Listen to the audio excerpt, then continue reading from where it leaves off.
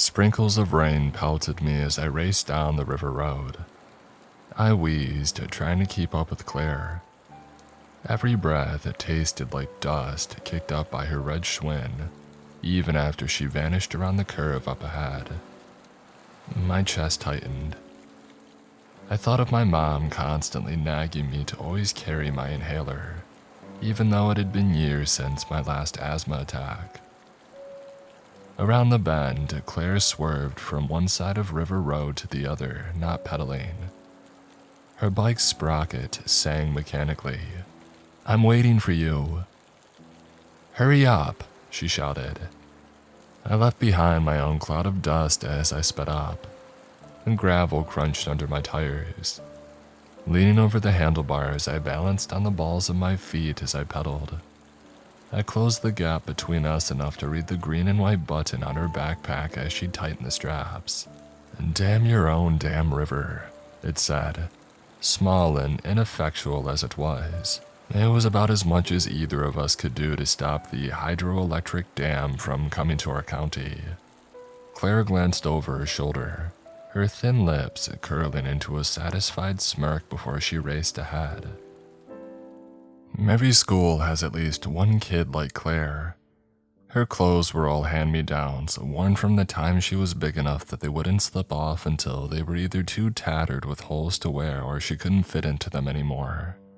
If I had known the word malnourished when I had met Claire, I might have understood why this rarely happened. Every day at lunch, she ate the peanut butter and jelly sandwiches that the school made for kids who forgot to pack a meal. She also wore glasses, the cheapest kind that the eye doctor sells, the thin black wire frames making the lenses look even thicker than they are. I think the saddest thing was the fact that her parents didn't bother making sure she was clean when she went to school. If you passed by Claire in the hallway, or sat beside her in class like I did, you could smell the scent that she carried around with her. I never paid much attention to Claire until the winter of 4th grade. In Henderson County, our winters are usually mild. A coat or thick jacket usually made recess bearable. But that year, a polar vortex caused temperatures to plummet. It was so cold that the thermometer outside our classroom window pointed to the empty space under -15. So cold the teachers kept us inside during recess. Instead of playing tag or climbing on the jungle gym, our teacher pulled out board games that looked and smelled like they had been mothballed since the Carter administration. This didn't matter to me, the asthmatic kid who struggled with running but for about 2 months. The rest of the class complained. Some of them cobbled together decks of mismatched Uno cards. Others tried putting together incomplete jigsaw puzzles. The last group activity was playing with a dusty set of Lincoln Logs. If you wanted to do something by yourself, the only options were reading or drawing quietly. There were never enough Lincoln Logs to go around, and despite our teacher's best efforts, the classroom was too noisy to read, so I spent that winter drawing. I looked forward to recess, not just for the break in schoolwork, but also because Claire would leave the desk that we shared, and I would have 15 or 20 minutes of much improved air quality. I never made ugly comments about how she smelled, but I had to admit it was unpleasant. If I paid more attention to Claire after she left, I might have realized that these breaks were to be short-lived. After the first week of indoor recess, the other kids didn't want to play card games with her or lend her any of the limited supply of Lincoln Logs. One day, instead of finding a group to reluctantly let her sit with them, she wandered around the classroom, stopping here or there, waiting for an invitation to join in. None of them ever asked. They just ignored her until she left. This went on until she made a full circuit of the room. Defeated, she came back to our desk and sat in her chair. I saw her staring at me from the corner of my eye, but tried ignoring her like everyone else. It felt like minutes passed as we sat there in awkward silence. I was shading in the shadows under a car when her timid voice had interrupted me. "I like your drawing." "Thanks, Claire," I said, not looking up. Is it a Mustang? Her voice trembled and she let out a muffled sniff. I turned to face her. My frustration, realizing that I wasn't getting a break from sitting next to Claire, died when I had noticed the tears behind her thick glasses. In that moment, I remembered my mom telling me about the time she volunteered to help with the elementary school's lice check. The staff knew a few of the kids had them, but for the sake of appearances, everybody was sent to the nurse's office. She said the worst part wasn't combing through hair infested with parasites. It was overhearing the kids waiting in the hallway, making fun of anyone who left the room with a bottle of special shampoo. I hoped you'd never do anything like that, she said. Looking at Claire, I realized that she might have been one of those kids. I felt ashamed for ignoring her and decided to be friendly. It's a Camaro, an IROC. She sniffled as she wiped away tears with an oversized sweater sleeve. I think my uncle used to have one of those. That's cool, I said, forcing a smile. She stood there with a sad smile, not saying anything. Do you want to draw with me? I'll never forget how her eyes lit up, or how excited she was to find a blank page in her notebook. The rest of that winter, Claire spent recess with me. She was good at drawing, even if she mostly just made pictures of houses. Usually 2-story ones, complete with turrets, spires, and wraparound porches. After a few days of talking to her, I found out she was a lot like the other kids that I knew. Her parents might have had trouble holding down jobs and keeping the water on, but they always had cable. She liked the same popular TV shows as the rest of us. What surprised me the most was how much that we had in common.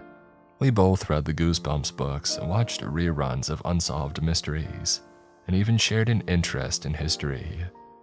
It was the first time that I had been able to mention this and not worry about somebody calling me a geek. Before long, I found myself looking forward to recess with Claire. After indoor recess ended that spring, we still spent that time talking and drawing on the playground. The scattered sprinkles turned into a misty drizzle as I tailed Claire down the tree-lined road. Our tires hummed over the old truss bridge's graded floor.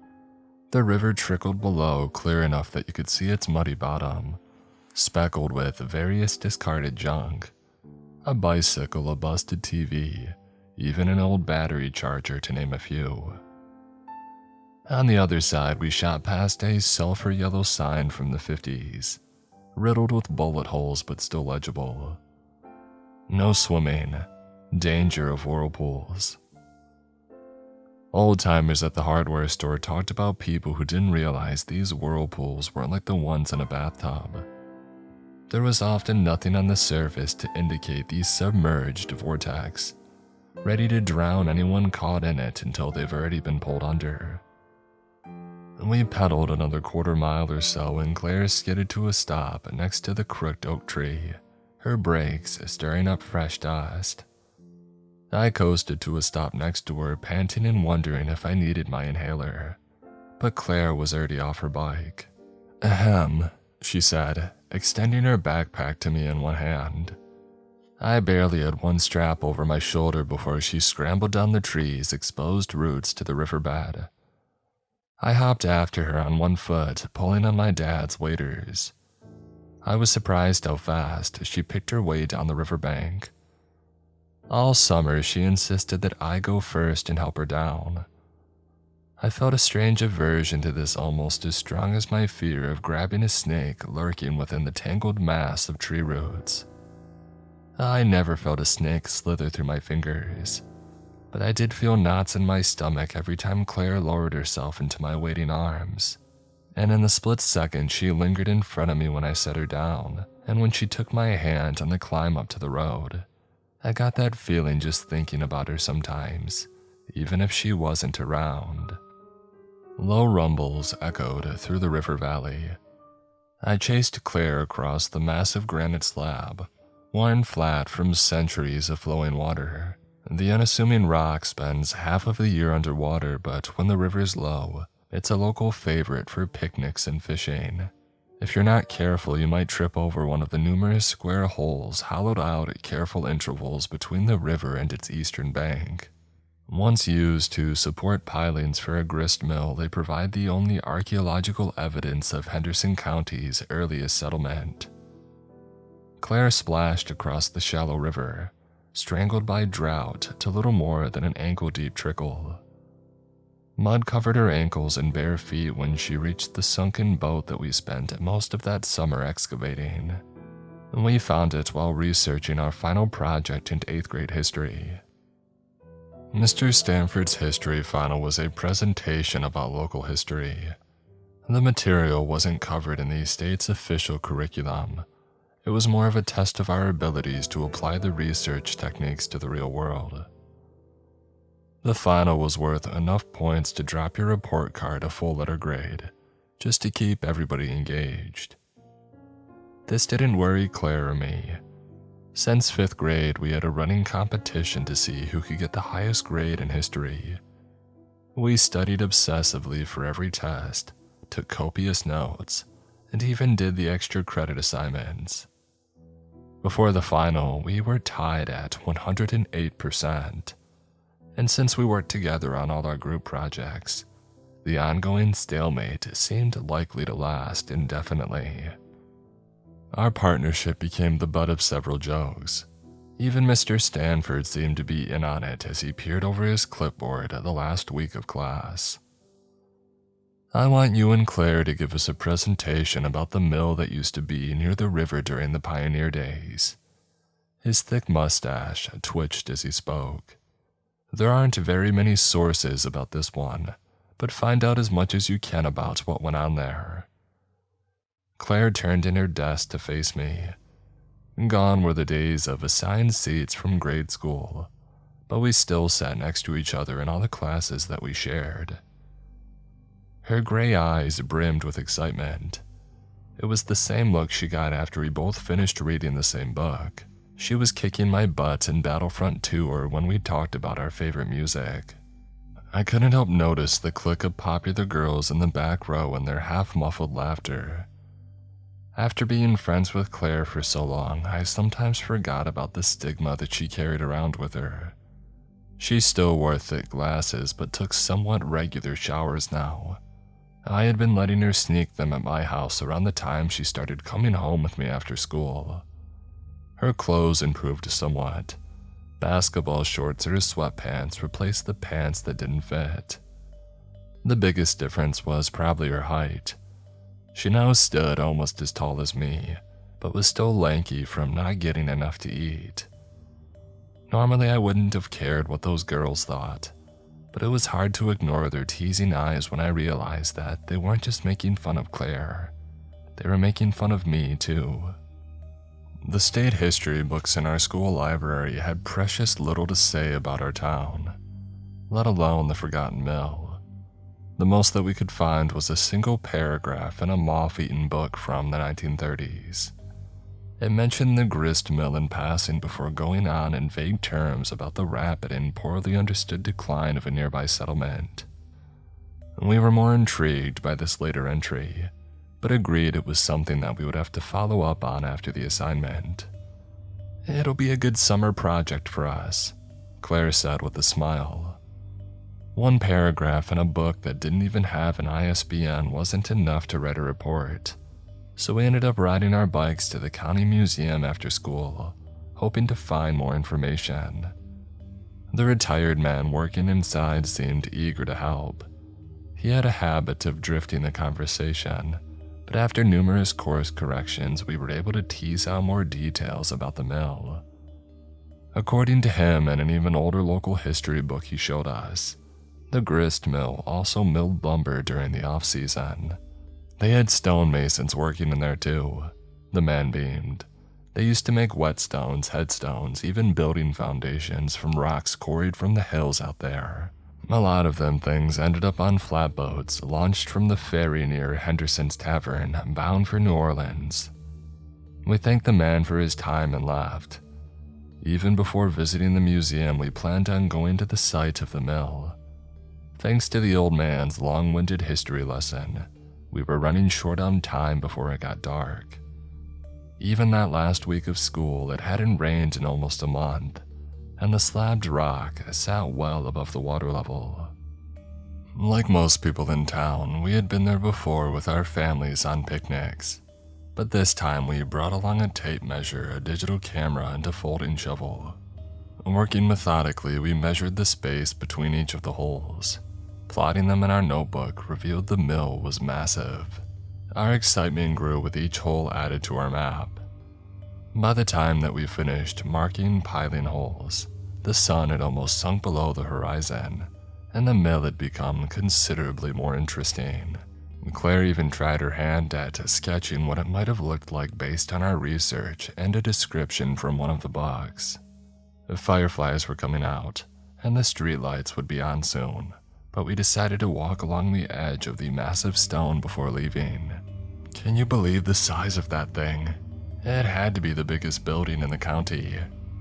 Yeah, Claire said, tilting her head to one side in thought. There isn't even anything this big in town now. Just think what it might have been like in pioneer days to see a factory in the middle of the forest, with nothing else around. Wasn't that tavern supposed to be around here too? The one with the ferry crossing? Yeah, I think so. The guy at the museum said that the town from the school library book was nearby too. Carthage? Yeah, something like that. Claire scribbled the vanished town's name in the margin of our map. We walked slowly. Claire was stalling and I was too. She never wanted to go home and I didn't blame her. One of the few times I met her at her double wide, maybe because her parents hadn't paid their phone bill, I saw her not so great home life firsthand. I'll be right out, she said. The crack in the doorway was just wide enough to poke her head through, but I still caught a glimpse of the mountain of trash behind her. It didn't take her long to get ready, but I felt awkward waiting on that cluttered porch. One of those times while waiting outside I had met her dad. Overweight, unshaven, and smelling like beer. He was working in a lean-to carport behind their house. A cigarette bobbed from the corner of his lip as he leaned under the hood of a truck that was more rust than paint. I said hello and he trained his watery, bloodshot eyes on me. So, you're the one, he said, nodding. I'm Claire's friend, I said, introducing myself. We sit together in some of our classes. He nodded, his face tightening into a grimace. You're the one she's always going to see. The one that's got her talking about history all the time. This was the first time that I had seen anyone drunk and I didn't like it. I wasn't sure what to say. I just stood there. My silence didn't stop him from going on, slurring words as he went. Got her talking about honors classes, reading books, going to college, thinking she's better than me and her ma. I was relieved when I heard the trailer's screen door slap shut. I took a few steps back. It was, nice meeting you, sir, I said before turning and joining Claire. Did my dad say something to you? She whispered before we took off on our bikes. No, not really. Her dad's hoarse voice shouted after us, something about Claire not staying out too late, as he shook a wrench in the air. I hated thinking of Claire in that place and wished that she didn't have to live with her parents. What do you think you would have been back in the pioneer days? I asked, grinning at the thought of Claire wearing an old-fashioned homespun dress. She considered for a moment. Probably a school teacher. Really? She shrugged. That or a seamstress. It's not like there were lots of options for women back then. I nodded. Yeah, I guess not. What about you? Maybe a mill worker or a carpenter. Claire mused. I was thinking you would make a good blacksmith. I laughed. What makes you say that? You're just really strong, Swinging a hammer all day, making things like that in shop class. Seems like a good fit." She looked away awkwardly as she said this. We walked a few moments in silence. I wasn't sure how to respond to her compliment, whether I wanted to admit it or not. Something was changing between us. My other friends jokingly called Claire my girlfriend. My face turned red every time it happened. Most of that summer, I had been struggling to find the right words to tell her how I felt. We had been friends for so long, I didn't want to ruin anything. I'm ashamed to admit it, but the ugly comments that people made about Claire made me hesitate. Some shallow part of me worried people would think less of me if I dated the poor girl. The silence ended when Claire pointed toward the river and shouted, "What is that?" I followed her gesturing hand to a small mound of rocks and sand in the middle of the stream. "That's just a sandbar." She shook her head. "No, on top of the sandbar, under those rocks." And before I could say anything, Claire pulled off her shoes, stepped off the granite rock, and waded through the knee-deep water. "Hey, are you crazy?" I shouted as I followed after her, almost losing my balance in the strong current. She ignored my words and toppled the rocks piled against what looked like the trunk of a tree. It wasn't until I got closer that I realized it wasn't a sunken tree, but the hull of an overturned keelboat. I helped her pull away one stone after another, exposing the weathered and gray transom. We pulled away enough rocks to reveal the word, "Conatus," carved into the wood. We each tore a sheet of paper from the notebook and made rubbings of it, similar to the ones that people make of headstones. We had everything we needed to finish our final project, but now we had an opportunity to do something that we had both dreamed of: uncover a missing piece of history. I'm not sure how long we were digging when the first lightning strike lit up the sky. Thunder shook the air around us and the afterglow lit up our dim surroundings. I glanced up in awe and terror at the thunderhead overhead. I tried to put a finger on the muffled crackling sound that followed, but I gave up quickly. Claire tried hiding the fear behind her thick glass. "I don't ever slow up, no I don't take shit. I got no love for the fakeness. If you wanna play tough and wanna hate this, I'll always show up.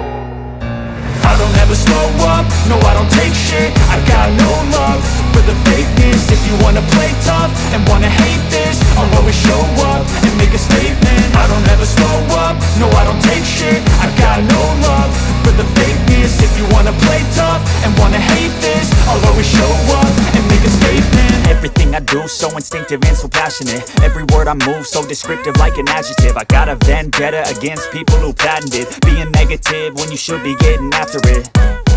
I got facts over tracks, this and that. Spitting slow, spitting fast. I could roast, I could gas. Think I'm okay at last, but I don't know if that can erase all the past. And the pettiness, a reflection of the emptiness. Hilarious, you think you're worth my time, you're delirious. Mysterious, because you hide behind a fake exterior. Inferior, you know I'll always be a bit superior. Get off of me, this ain't no humble brag. I want you to hear words, you can say them back. I want you to feel free from the chains at last, and to believe in what you got, it was built to last, yeah. Now that I've been put through hell, I never got anyone's help. I had to do it all myself. I don't ever slow up, no I don't take shit. I got no love for the fakeness. If you wanna play tough and wanna hate this, I'll always show up and make a statement. I don't ever slow up, no I don't take shit. I got no love for the fakeness. If you wanna play tough and wanna hate this, I'll always show up and make a statement. I'm gonna learn the consequence of being incompetent. Mental health is confidence, dreams and some honestness. I'm not here to save the day, that's for you to take away. I could play a million mind games, but instead I say something not illogical, something that is topical. Rub it on and watch it go, make yourself unstoppable. Dreams are irresponsible, but they're always possible. If you just believe, you could be so remarkable. Thoughts in my head, a collage and they spread. I'll be great one day, going off of my meds. No, I'm not giving up, no, I'm not giving in. I will make it to the top, taking off in the wind. I gotta make it, I'm saving every day to taste it. I'm patient, but my mind, it can hardly take it. I'm chasing a dream that I've had for several ages. A vacant, modern kingdom for the taking. Now that I've been put through hell, I never got anyone's help, I had to do it all myself. I don't ever slow up, no I don't take shit. I got no love for the fakeness. If you wanna play tough and wanna hate this, I'll always show up and make a statement. I don't ever slow up, no I don't take shit. I got no love for the fakeness. If you wanna play tough and wanna hate this, I'll always show up and make a statement. I don't ever slow up, no I don't take shit. I got no love for the fakeness. If you wanna play tough and wanna hate this, I'll always show up.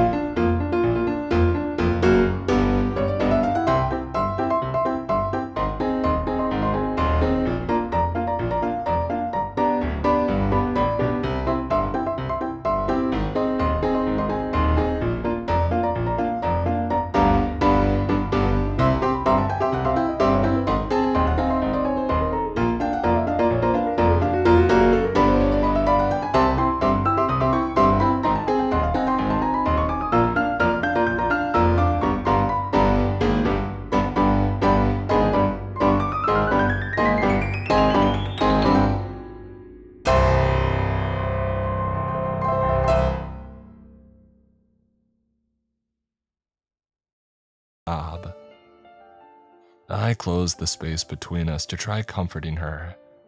As soon as I was within arm's reach, she threw her arms around me. I hugged her back and held her a moment despite the worsening rain.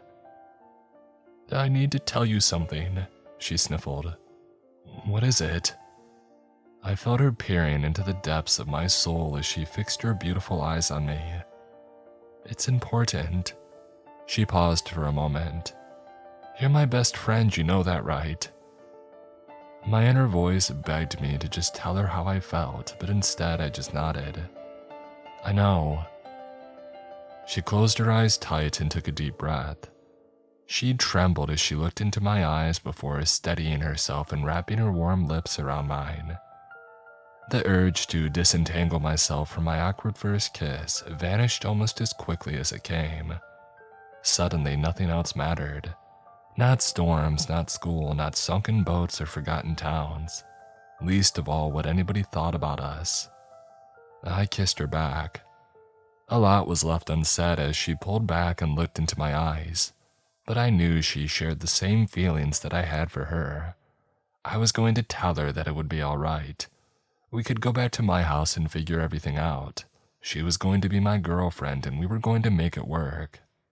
Those big, gray eyes beamed at me with happiness that I hadn't seen since that day in 4th grade when I asked her to draw with me. The muffled crunch was louder this time. I didn't think much of it until Claire went stiff in my hands and her eyes widened, fixated on something behind me.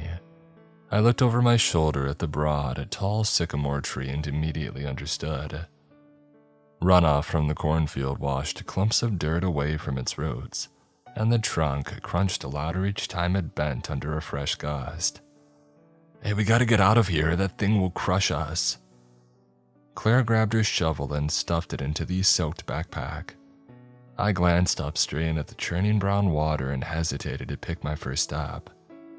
The tree overhead swayed, its limbs flogged at the water violently as the trunk leaned, prodding us along. Ankle-deep rivulets of muddy water ran across the sandbar. The longer that we waited, the more dangerous picking a path through the water would be. My first step off the sandbar, water crept past my knee, threatening to top my waders. Claire followed. She stumbled over the uneven river bottom and almost fell in the cold, opaque water until I grabbed her. She trembled as I threw her arm over my shoulder and I pulled her close to me. We had to lean against the current. Each careful step was a struggle as I searched blindly with the toe of my boot for a safe foothold. From the corner of my eye, I could see the tree thrashing violently in the storm. A deafening boom accompanied another lightning strike. I was too afraid to see how close it had been. Claire's fingernails cut through my wet t-shirt into my skin. I tried to ignore a banded water snake slithering through our legs as we neared the slabbed rock. It took almost all my strength to keep us from being swept away as I probed around for the next step. I tried to ignore my thoughts about the tree lurking just behind us, exposed roots and ruined branches reaching out like claws, ready to drag us under the water. Claire muttered my name a few times and I ignored her. The next foothold on solid rock had to be close. From there, we could take a leap of faith, even swim a few feet if we landed short, and free ourselves from that river. Whatever she saw couldn't wait any longer and she screamed my name. Her cries were drowned out by a cacophony of snapping roots and cracking limbs as the tree came crashing down toward us. I was almost too stunned to move as I watched the massive tree fall. I don't remember how, but Claire and I ended up toppling over into the stream. We weren't ready when the current pulled us under the murky water. I caught a glimpse of the patchwork of white and gray bark come down where we were just standing. Claire slipped from my grasp and darkness enveloped me. For the briefest moment, another lightning strike illuminated my brown and black surroundings, just in time for me to see the backpack that I had shrugged from my shoulders sink from my sight, carrying away all the proof of our excavations. The riverbed was deeper than where we crossed that morning. Its muddy silt held the remains of waterlogged trees, branches, and roots, snapped off at jagged angles, each like a crooked headstone in a murky graveyard. Thoughts of joining them raced through my mind when I felt cold water seeping through the buckled tops of my waders, weighing me down and dragging me deeper. My lungs burned. I told myself it was because I hadn't taken a full breath before diving away from the tree, not a mounting asthma attack. Clawing at the buckles, one came undone easily enough. I pushed the rubber anchor down my pant leg. Cold water soaked my jeans as the waterproof boot vanished in the stream.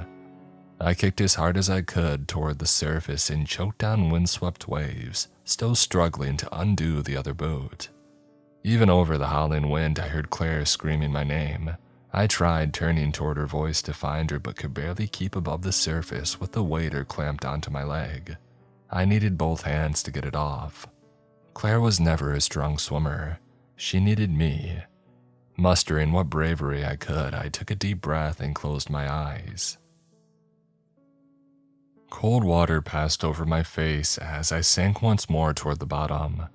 The steel buckle caught my hands as I tried inching the rubber strap through it. Something slimy yet stiff brushed my shoulder. Probably a fish or another waterlogged tree, I thought. My hands panicked over the cheap buckle and I cursed myself for over-tightening it. Something in the darkness nudged against my leg. Bubbles escaped my mouth as I cried out in muffled terror. I clawed at the buckle. A couple of my fingernails bent the wrong way in my desperate attempt to free myself. Just as the buckle began to loosen, my foot was caught in what felt like the forked branches of a sunken tree. I thrashed against its tightening grip, each movement slowed by the water. The current pulled my ankle deeper into the narrowing crevice. Even in the darkness, white fog clouded my vision as I resisted the burning urge to take a breath. I fought to stay calm. I denied the possibility that the tightening in my lungs was the onset of a full-fledged asthma attack. As consciousness began slipping away from me, an odd calmness washed over me. With slow, deliberate movements that I realized might be my last, I stretched the top of the boot open as wide as I could. Cold water rushed inside and its grip on my leg had slackened. Using the snag on the river bottom as a boot jack, I pulled my socked foot free. My lungs were on fire. I struggled to keep my lips sealed while swimming upward. River water flavored my first breath with hints of dirt and decayed fish, but I inhaled greedily, coughing after each gasp. I wiped the wet hair from my face and looked around. Claire shouted my name, but her voice sounded so far away. I spun in wild circles searching for her. "Claire!" I shouted at the top of my lungs, but the storm drowned out my cries. A frantic scan of my surroundings showed no trace of her. There was also no sign of the granite slab. We were approaching the washboard section of the river. I knew there was no way that we had passed the steel bridge leading to town or the falls. They were all of 3 feet high, but our town was named after them. Lightning lit up the river valley, illuminating drops of rain the size of nickels. Trees along the riverbanks bowing to the wind like sheaves of wheat. The neglected truss bridge's chalky red paint coming into view, and a bobbing head of soaked black hair. She shouted my name and I hurried after her, swimming with the current. Waves lapped up by the wind blocked my view. Each time they dropped or I crested one, I reoriented myself and beat the water with deliberate hard kicks. Nearing the spot where she was struggling to keep afloat, I saw that her glasses were missing. "Claire, stay where you are, I'm coming."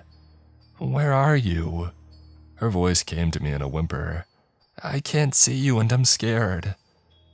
I opened my mouth to say something, but the waves left me gagging on filthy water. I crested one swell after another. My lungs struggled for air. I felt so cold in the water, but none of it mattered. I kept paddling toward the last place that I saw Claire. I was overjoyed when I found her treading water in a small circle, arms outstretched, searching for me. My relief catching to her vanished when I realized that she wasn't swimming in circles of her own free will.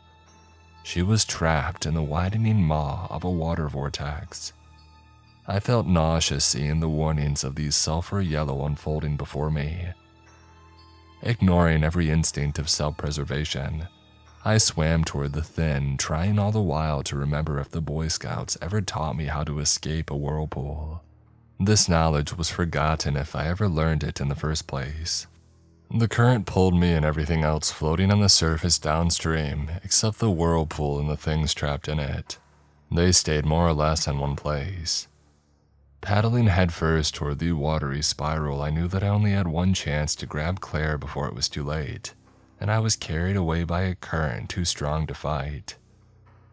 I was nearly abreast of the whirlpool when I screamed for Claire to take my hand. I saw the terror in her eyes as she sank deeper in the murky brown vortex. "Grab my hand!"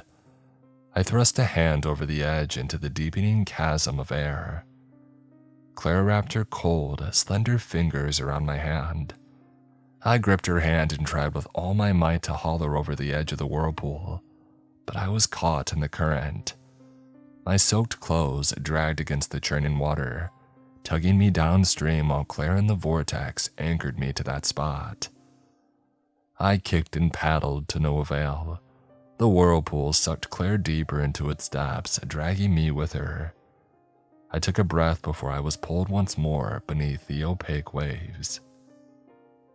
I thrashed against the water, kicking wildly, did anything that I could think of. It was all useless, but I couldn't give up. I was going to get us both out of this, even if it meant filling my lungs with water. There had to be a way out of this. I just had to think. There had to be something that I could do.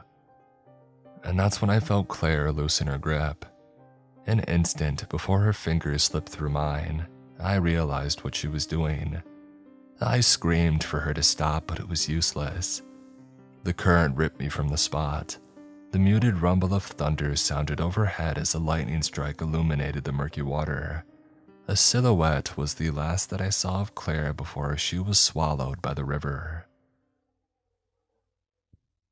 I didn't know that they made coffins out of cardboard. Waiting in line to pay my respects, I wondered how long the coroner spent trying to get the serene expression on her face, one that she never wore in life.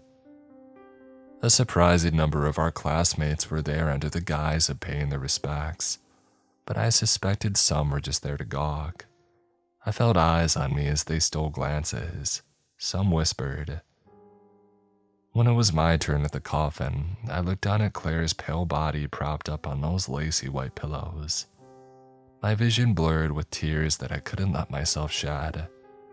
Claire's mom glared at me. I had never met her before, but her hateful eyes had never left me as I said goodbye to my best friend. Walking away, my head drooped. I heard Claire's dad whispering something about me loudly. I was glad that I was too far to hear much of what he was saying. Even with the wide berth that I gave him, I smelled the beer on his breath. I didn't watch them bury her, I just couldn't. As soon as my parents parked our car at home, I ran to my bike and rode off. Claire would have loved riding her bike on a day like that, even if it was overcast. I felt staring eyes on me once again as I pedaled through my town. Whether anyone was actually paying attention to me as I wound through the familiar streets, I can't say. I just knew that I didn't want to be around anyone. I raced along, thinking for a bittersweet moment that I might turn my head and see Claire on her bike, about to overtake me, but I knew it wouldn't happen. My town flickered by in a blur as I lost control of the hot tears pouring from my eyes. I wasn't having an asthma attack, but I couldn't breathe as I sped down the river road.